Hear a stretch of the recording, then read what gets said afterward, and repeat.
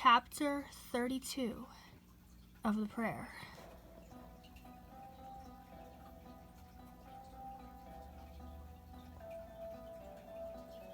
There were sharp rocks at the bottom of the cliff. As he prepared to jump, Claudius wondered how much it would hurt, or if he would even have time to hurt. The crime he would execute himself for was great, the murder of his own children. He spent his days eating little, drifting in and out of sleep. The hours he spent asleep were haunted by little girls playing, laughing, crying. They always wanted to speak to him, to come to him, but they could not, and he could not go near them. There was an invisible wall of sorts between them, a wall that can never be broken. On his side of the wall, there were always thousands of disembodied fingers pointing at him. One would whisper, "His own daughters," another would sigh. "Sent away his wife and son, you know," another would mention casually. Even that was better when he was awake. Nobody seemed to understand what he had done. When he told others, they never understood. "What's so wrong with that?" they would say, or perhaps, "It's not uncommon." Or, "I wouldn't leave out all my daughters. Personally, I wouldn't leave out any of them. I love my daughters, but that's just me. No contempt for you." Or, "I do it. Who needs all those girls?" Or sometimes, "You did the right thing, getting rid of your wife like that. No room in Rome for disobedient wives. Boy, sounds just as bad." He knew what he did was wicked. Why did they assure him it wasn't? And they called him crazy. He wasn't crazy. Nobody would punish him. So he would have to do it. Claudius closed his eyes and got ready to plunge into the swirling sea when he heard the tragic wailing of a little girl. That was nothing new, but no, this was real. He was sure of it. Perhaps it wasn't Claudius's business, but he followed the sound, down the shore and to another cliff. There was a little girl, a real one, with long, rain-soaked, dark brown hair. She was curled into a tiny ball, rocking back and forth, shaking with cold and grief. Why are you crying?" Claudius grumbled awkwardly. Where are your parents?" The little girl looked up. Her huge, terrified eyes were hazel green. She didn't speak. She just looked at Claudius as if he had hit her and then buried her face in her arms. Claudius glanced at the ocean for a moment. A mast and sail were jutting out from under the sloshing water. Hadn't Claudius caused enough tears? Was it not his duty to wipe some away? He crouched next to the little girl. She didn't look at him. Made sense. Claudius wouldn't want to look at his ugly face either. "We're going to find you a home, all right?" She didn't respond. Claudius hesitated a moment before picking up the little girl. She didn't put up a fight, but only continued crying. Claudius went from door to door, looking for a nice couple who would care for the child. Nobody would. Claudius sat down. Now what?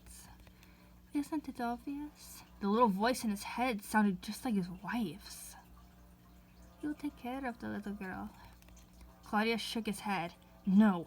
There was no way. The idea of Claudius taking care of a little girl was idiotic. Look what he had done to his own children.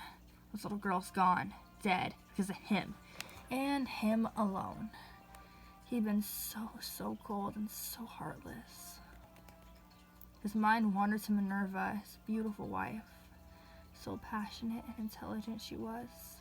And his son Rufus, brave, intelligent Rufus, the ideal son, the ideal apprentice. And Claudius had thrown it all away. The voice of the little girls were back. They always came back. "Daddy?" Claudius had spent sleepless nights deliriously trying to wash their blood from his hands. It would never wash off. He scrubbed until it was his own blood on his hands, but it never made a difference. Of course it wouldn't come back. There's nothing he could do to change what he did. Daddy? 1, 2, 3, 4, 5, 6, 7, 8, 9, 10, 11, 12. 12 daughters. Claudius had 12 daughters. He had killed 11. 1, 2, 3, 4, 5, 6, 7, 8, 9, 10, 11. 11. He had tried to kill 12. He had killed 11. 11 daughters. But there was that one man. Claudius had saved his daughter. That, of course, didn't make up for what he'd done to his own, but why had he done that? Was it possible that he could, in some sense, make up for what he'd done? Perhaps he didn't have to be a monster? His own voice rang in his head. I will never be that man, but you still can be. His father, gentle but strong, a farmer, told too many jokes, loved to laugh, loved his children, loved his wife, loved his parents. Claudius was in a way relieved that his father had not lived to see his madness, his obsession, his thirst for blood, for power. He killed his own daughters. Again, his mind raced back to that little girl he had saved months ago. Claudius knew that there was nothing in him that was not evil, so why had he done that? Was there something in him that wasn't a monster? That wasn't evil? Could he save this little girl like he'd saved that one? Claudius knelt beside her. She had long since run out of tears. Her red eyes had a hollowness in them that no child should ever have. It's my fault, she whispered. Believe me, it isn't. No, they said that they would never leave me because I'm a good girl. You are, Claudius rasped. He didn't know her, obviously, but she seemed like a sweet child. If I were a good girl, they wouldn't have gone away. Claudius was startled by this ridiculous line of reasoning. It struck him that he didn't know the first thing about how children thought. Look, sometimes the things that happen, and nobody can control them. Claudius desperately wanted to change the subject. What's your name? Diana. That's a pretty name. Claudius didn't really know how to talk to children, but that seemed like a nice thing to say. Besides, it was a pretty name. I'm really sorry about what happened. Will I ever see them again? Claudius shrugged. He had no idea what happened to mortals after death. Sure you will. Diana sniffed. Really? Absolutely. Why? She didn't explain what she meant by why, but Claudius thought he understood. I don't know. There was a long pause. So, would you like to live with me? Obviously, that was a stupid question. Nobody with a speck of sanity would want to live with Claudius. But what could he do? She had to live somewhere. Yes, please. What? What on earth did the little urchin trust him so quickly? Could it be? Could it be the gods had given him a second chance? Yes. He would do everything he could to be the perfect father. He would find a real job. He would put her needs above his own. He would support her the best he could.